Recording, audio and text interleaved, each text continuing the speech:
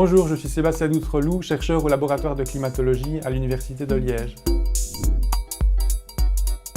Alors, les saisons sont dues à deux facteurs, que sont 1. La rotation de la Terre autour du Soleil et 2. L'inclinaison de l'axe de rotation de la Terre. Donc, en fonction du moment dans l'année et donc de la position de la Terre par rapport au Soleil, on verra le Soleil plus haut ou plus bas sur l'horizon. Le jour où le Soleil est le plus haut sur l'horizon et donc que la durée du jour est la plus longue, c'est le solstice d'été, c'est le début de la saison d'été.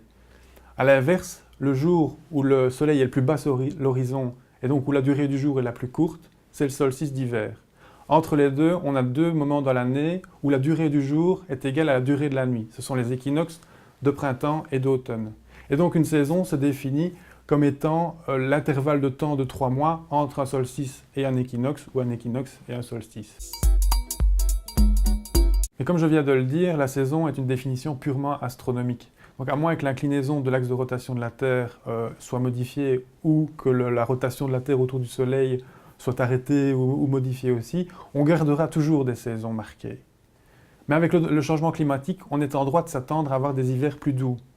Mais ce n'est pas pour autant que la température moyenne en hiver va rattraper la température de l'été. Il fera toujours plus chaud en été qu'en hiver.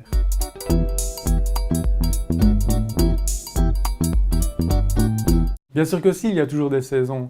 L'image populaire que l'on s'en fait veut qu'on ait beaucoup de neige en hiver et beaucoup de soleil en été.